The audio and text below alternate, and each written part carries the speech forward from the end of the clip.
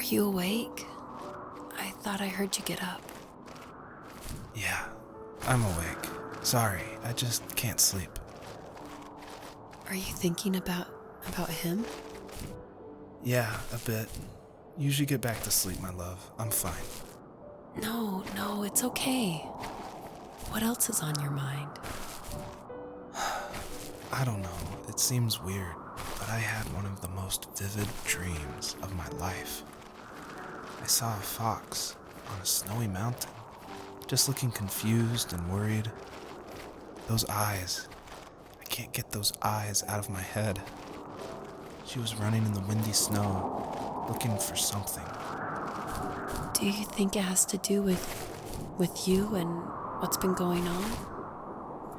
I don't know. It was just a dream, Rachel. They're not meant to make sense. A lot's happened the past couple days, that's all.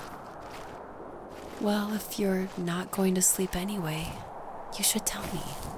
I want to hear. All right.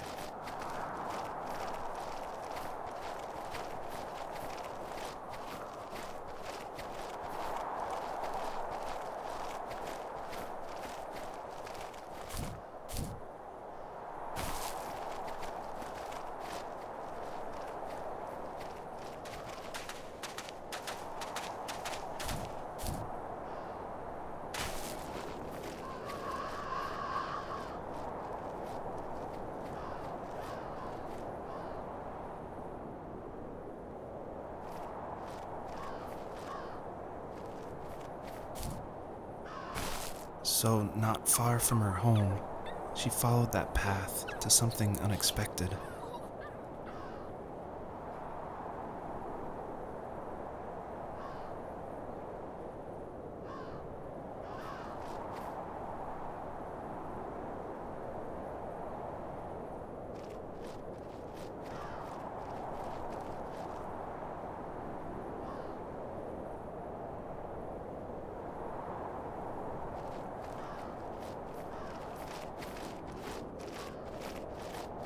She couldn't stay, though.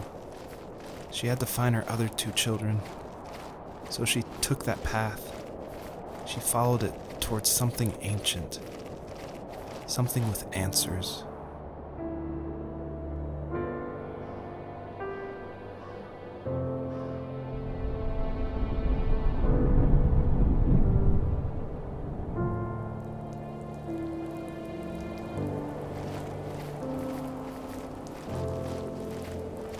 The fox looked high and low, searching for any sign of her cubs. Points of light showed the way to this ancient tree. It was as if each one had a story to tell, all their own. The land was trying to tell my story, too. I felt like I was right behind her the whole time.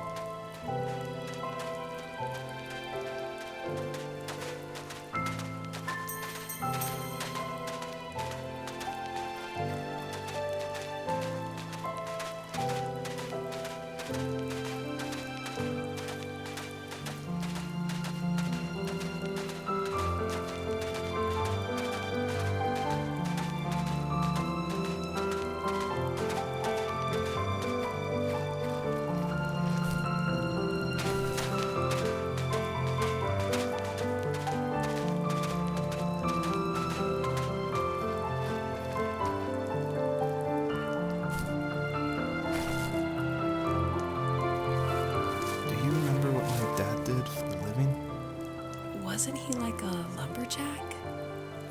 That's one way of putting it. If wood was a canvas, then a carving knife was his paintbrush. Even after working a 50-hour week, even after his hands were more splinters than skin, he would bring home the nicest piece of Alaskan weeping cedar and make me toys. That wooden train was the first toy I can remember, and I loved it. I just knew from a young age I was going to be a lumberjack, like my father.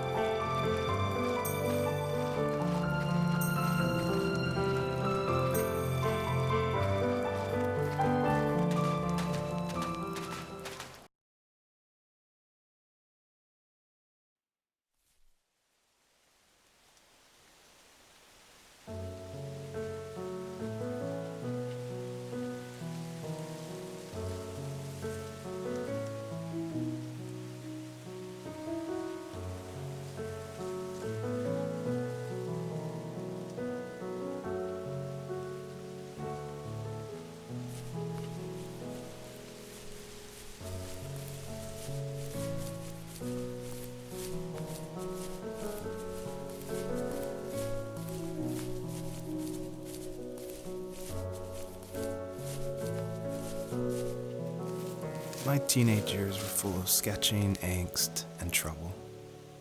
I wasn't popular or unpopular. Maybe just forgettable. I guess that gave me a sense of freedom, so I hung out with crazy kids, doing crazy things, even though I mostly just watched the chaos ensue. We did it all. Put fireworks in mailboxes, hide roadkill in people's garages, break windows of the barber shop in Anchorage. My dad was furious, but he was so busy working he couldn't do much to stop me from going out. I think being an adult means there's no one to stop you making hard decisions. He had to make a living, and he couldn't be in two places at once. Yeah, I realize that now. But at the time, I was sure he was more interested in growing his business than what was going on with me.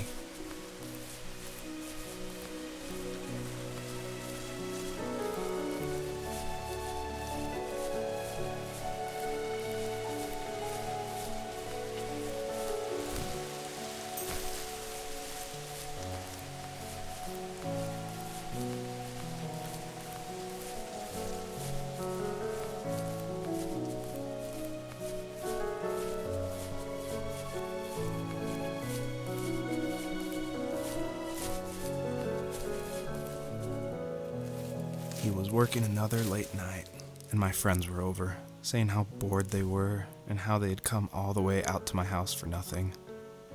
One of them mentioned how that old, ugly beyond belief truck was still in the garage, and how we should take it for a spin.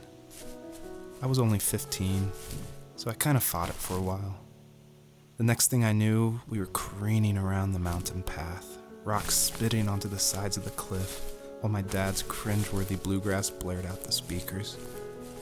I drove while my friends were in the back of that yellow and purple truck, throwing beer bottles and trash at anything remotely interesting. Felt like I was soaring in the air with borrowed wings. But all good things have endings. A cop outside of Eagle River pulled us over after he saw us in a bottle rocket into someone's yard. What followed was a long night of talking to disappointed adults and feeling smaller than ever.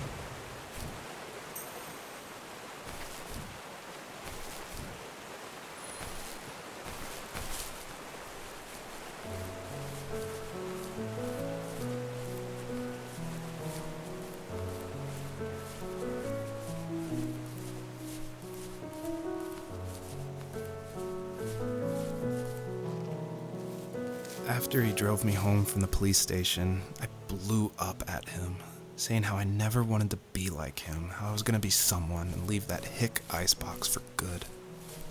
He just looked forward at the road with tired eyes.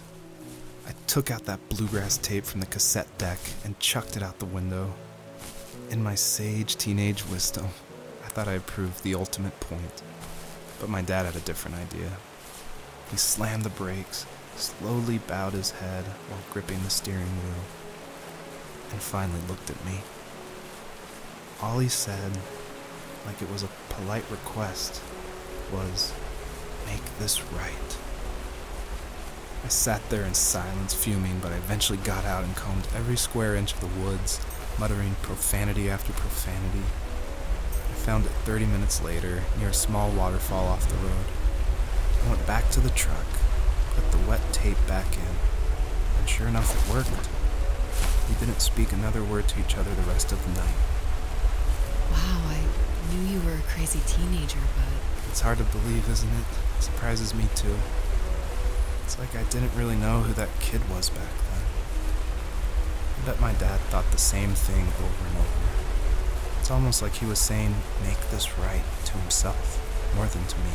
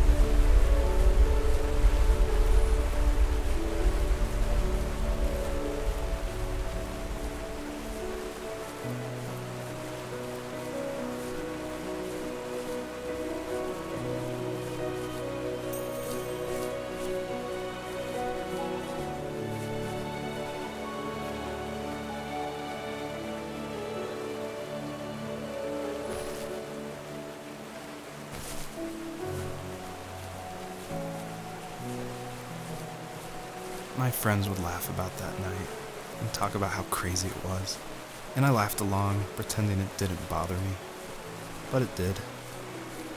I imagined my friends growing old in the bush, unable to find that thrill in those godforsaken ice fields. It's like those mountains were a literal wall, keeping me from leaving, where all I would have to look forward to are lumber yards and evening beers. I had to climb over. That was my only goal for a long time.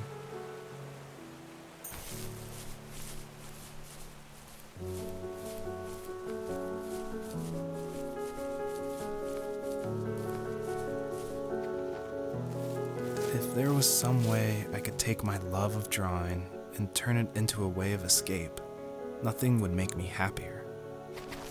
I wanted to create instead of tearing trees down. I wanted to move to the lower 48, not because I hated it there in Alaska, but I hated the idea of it. It's like all of that spite inside me had created this monster which followed me around my whole teenage years. I put so much energy into doing what others didn't expect of me. Why did I do that? there's one fact you're forgetting, though. If you didn't have that fire in you, we probably would have never met. You're absolutely right. Maybe the destination is all that matters in the end. But then why am I awake? Why am I seeing this fox go on her journey? And why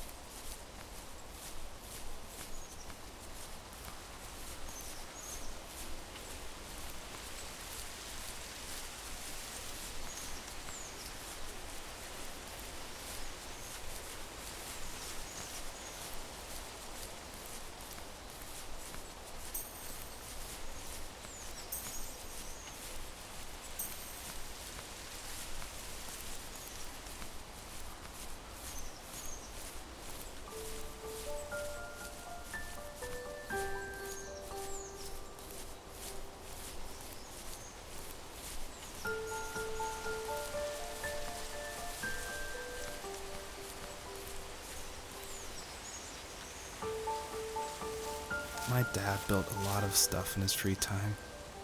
If he wasn't watching fly fishing or reading Tom Clancy novels, he was carving something. He made tons of birdhouses.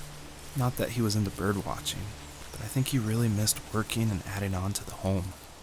If he couldn't afford the time to build onto our own house, he would have to settle with watching birds move into their little homes.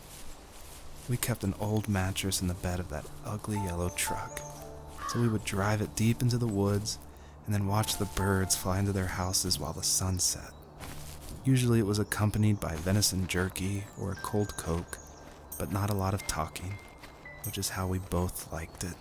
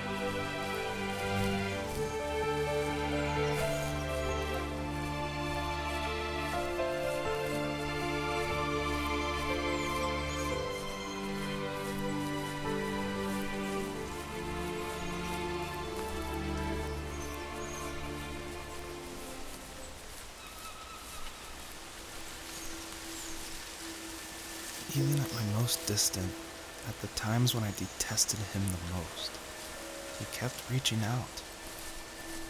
For a year straight, he asked me every week when we were going camping. I thought he was just dense. Eventually, to shut him up, I agreed. We carried out the worn lawn chairs from the garage and set up a cinder block campfire at the site we'd always used behind the house. We walked down the mountain path, talking in the warm sunshine we only got a couple months of the year. Those 3 obsidian rocks shimmered alongside the shore, almost like sparklers pressed against a dark window. I'll never forget that wet stone on my feet, or how those massive mountains looked even bigger in the lake's reflection. I felt small, but grateful. As the sun set, my dad found something I hadn't seen for a long time. The tree where I'd made my first carving when I was 6. I hadn't even carved it. My dad had helped me, but I still called it my tree. Something about seeing my name there made me open up, and we talked about everything that night in that old camouflage tent. I told him how much I loved sketching and design, and how it would be a dream to study architecture in Seattle. I told him how I didn't get along with my friends much anymore, but that I didn't mind being alone. He told me he was there for me, and he joked that if all he had to do was write my name on a tree to finally get me to talk, he would have left me carved logs with novels on them in front of my room every morning. I don't know why it took me that long to realize it, but it was then I knew how much he had sacrificed for me.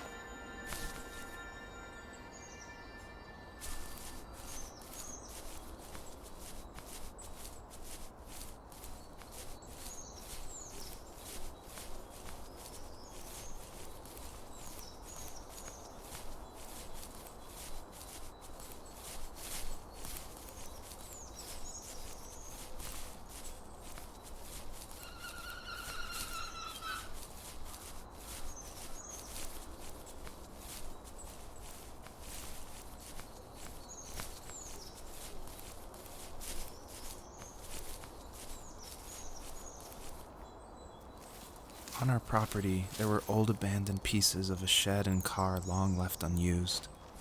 I used to ask him all the time who those people were that left all this junk, and I'm sure he got so tired of hearing it that he made up some elaborate stories how a brown bear ate them and haunted the woods afterwards.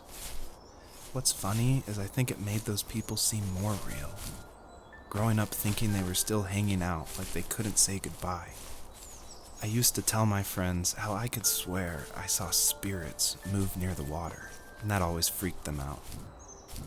I guess it didn't bother me, because the way I saw it, they were normal people with old cars and sheds, just trying to figure out how to survive and be happy in the middle of nowhere.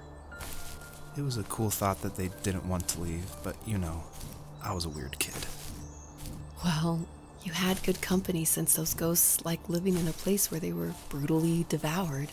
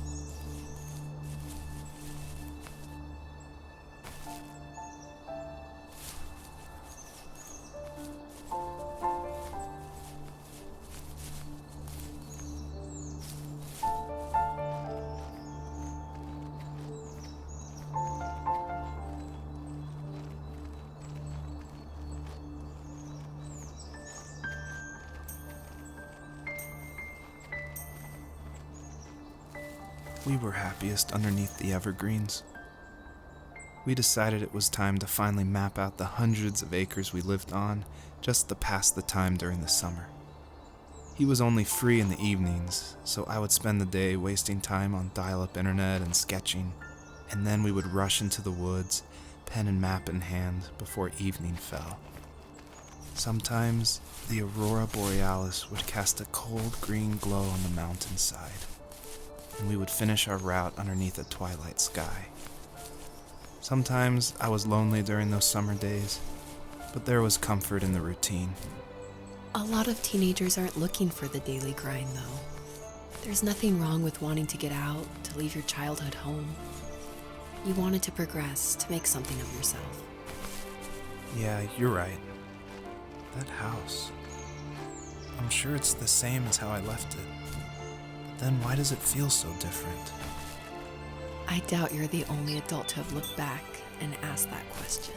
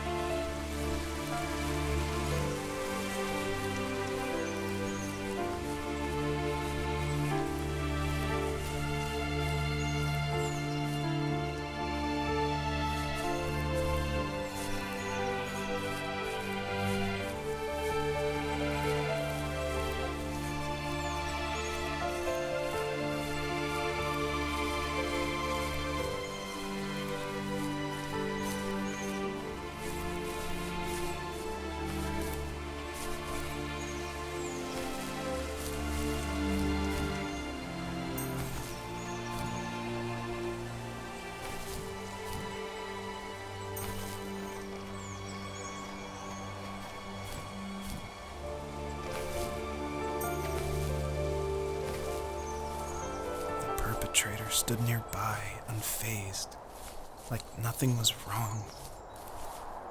My dad is dead, and he's never coming back, Rachel. I can tell you these stories, but I can never reminisce with him again. He can never hold a grandchild that we'll probably never be able to have. I can never talk to him again, and I'll never be able to say I'm sorry for everything.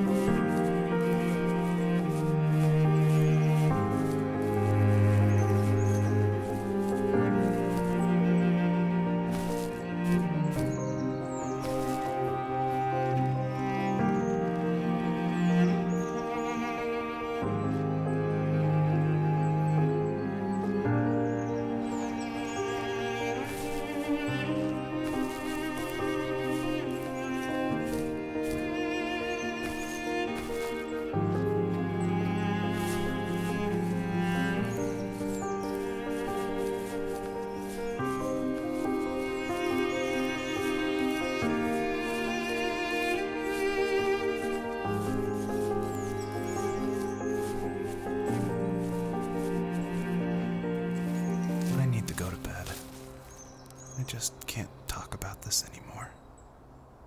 Good night.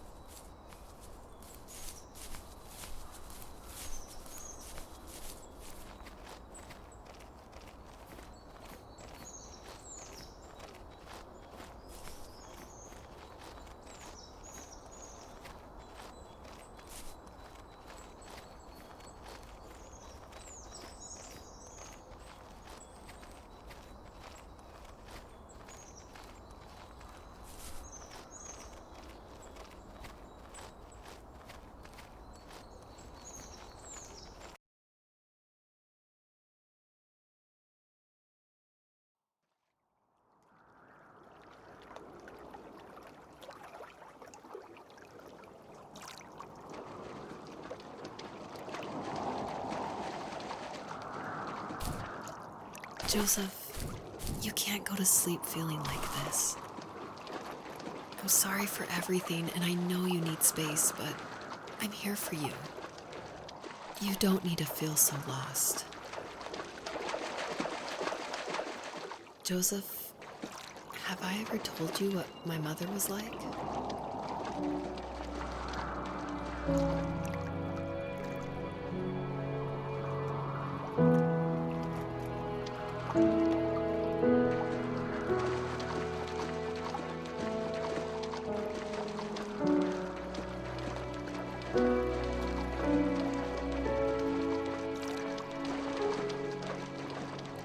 You know what it's like not to have a mom at home. And you know how hard that made my childhood. What helped me was watching the birds in the morning before the school bus came. I thought that my mother was one of those birds, and it made me want to be free like her. My mom taught me how to fold origami cranes while she was in the hospital. So I told myself I would fold one every day until I could fly myself. I think we both have always loved animals, and for me that love started with a dog. Sometimes this Rottweiler would come up to our property line and wait at the fence for me, but only once in a while. I was sure to check every day immediately after school, and it usually ended in disappointment. I would even steal money from my passed-out dad just so I could buy these off-brand dog biscuits. Even when she did stop by, she never went beyond the fence. Why was she so scared? I think my dad was the opposite of your dad in almost every way, except he was in the military as well. He coped with alcohol of every kind. The trailer started falling apart, he got angry, and I withdrew. More and more I became the weird, quiet kid who made lots of origami birds and carried dog biscuits around. I think we were pretty similar when it came to being the weird kids. And that same sincerity in college was one of the reasons I was so drawn to you.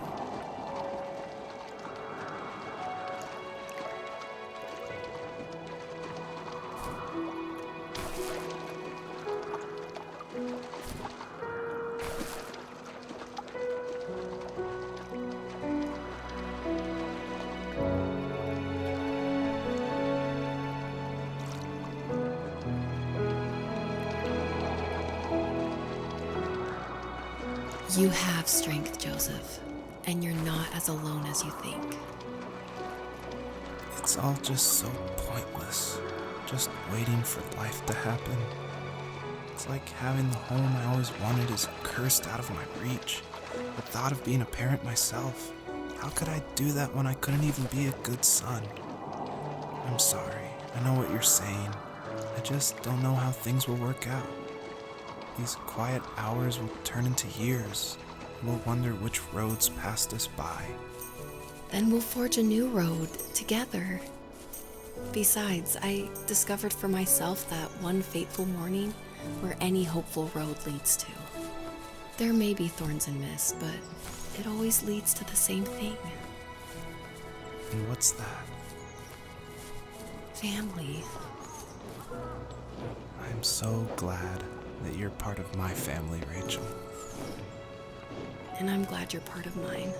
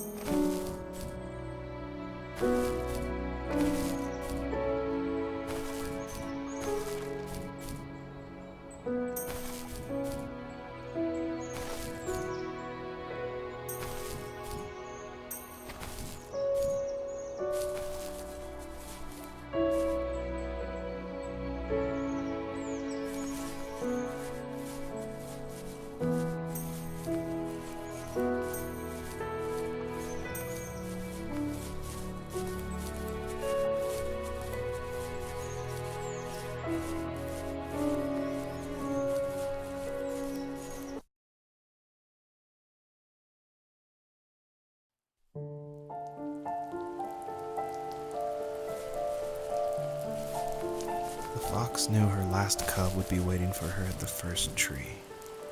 She was almost there. The rain cascaded onto the jade valley where the entrance to the tree was. Life was protected there, because that's where life began. It was now only a mother and a daughter left. Items from my life still dotted the ground as she moved closer to her destination and destiny.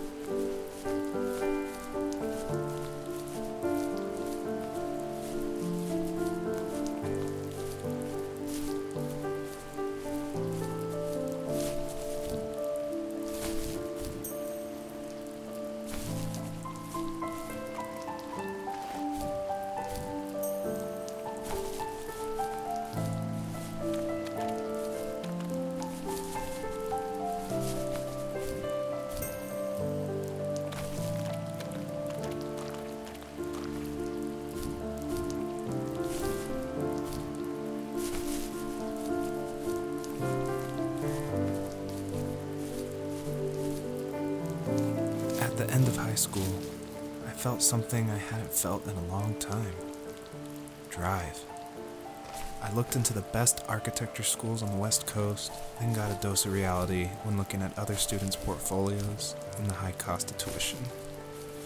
I still wanted to be something, to be the next Alvaro Siza, and to make those thousands of sketches worth something in my grand history. But now even an internship sounds impossible. Siza helped me understand how essential emotion is in architecture, and he also said light is the real composer of space. I like to think these glints of light, like not finding a job or even a strange dream about a fox, are something I should be thankful for, even if the illuminated space is something I'm less than comfortable with.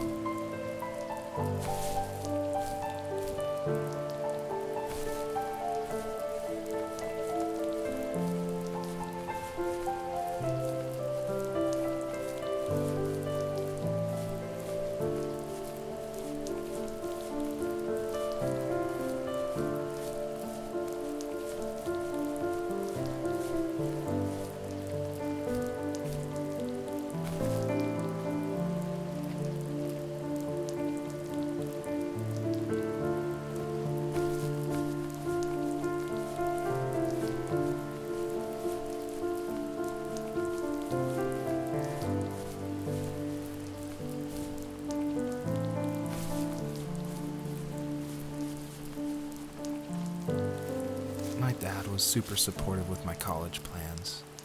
To a point. Things were okay until this terrible accident happened.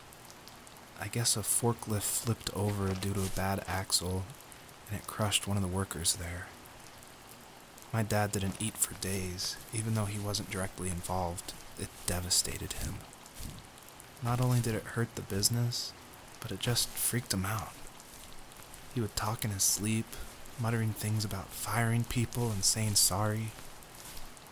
One fateful day he approached me, said that since my school search wasn't going well, I should finally be a man and take over the family business. He said one day he was going to die, and that all of his work, sacrifice, and even that man's life would be wasted in vain. I just lost it. Teenage me just exploded at the thought. I screwed up. I said things I shouldn't have. He was having a crisis, and I pretty much spit in his face.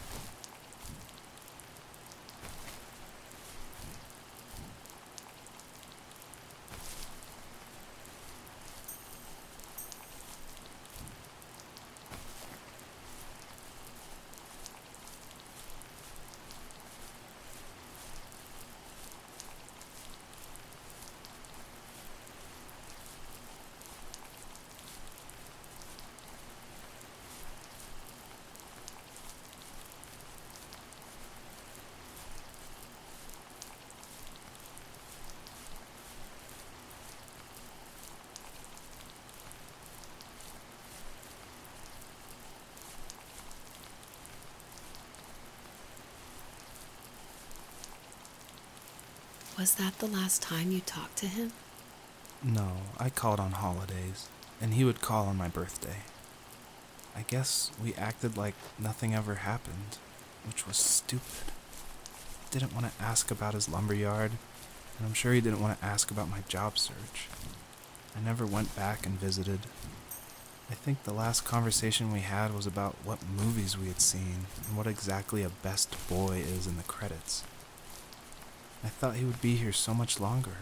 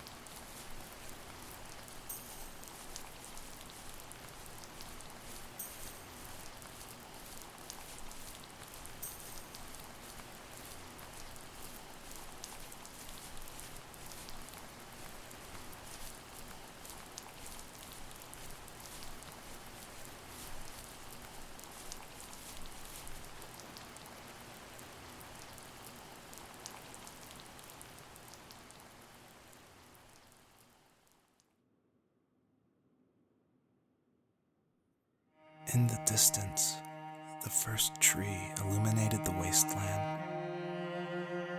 She couldn't go home anymore. She did the only thing she was capable of: moving forward. My dad died alone in the middle of the wilderness. I should have been talking to him more. I should have done a lot of things differently. If the first tree on earth brought life with it, if it taught the birds to sing and fly and showed saplings how to grow, what could it do for us?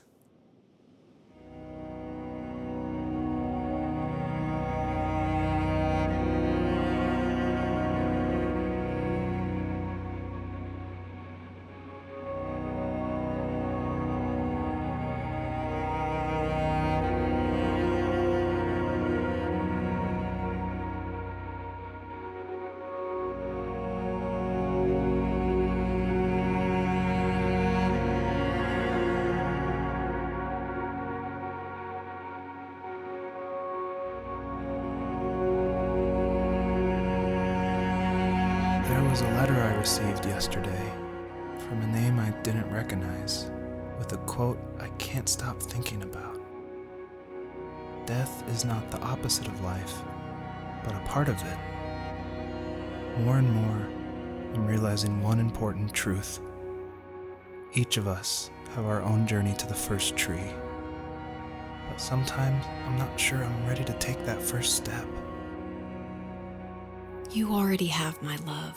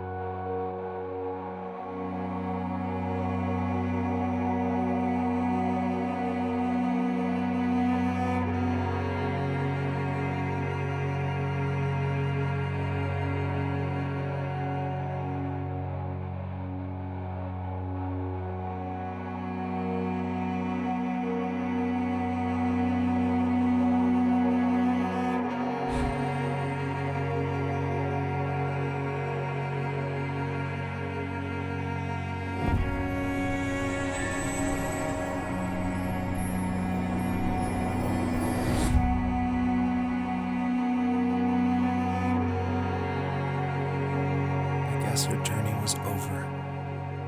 but I have no idea. It was only a dream, a distraction from tomorrow. I don't think dreams normally bring back to memory so many important feelings. Maybe it was just a dream, but it was also a gift. Yeah, I suppose. But tomorrow we're getting on a plane to the last place on Earth I want to be. The only person that would have made the trip worth it is gone. You're going to see him and be with him one last time before you say goodbye. I have one last quote for you by Emerson, sealed in an imaginary letter from me to you. It is the secret of the world that all things subsist and do not die, but only retire a little from sight and afterward return again. Go to sleep, my love. We have a big day tomorrow, but I'll be there with you every step of the way. Thank you. Thanks for listening. Good night, Rachel. Good night, Joseph.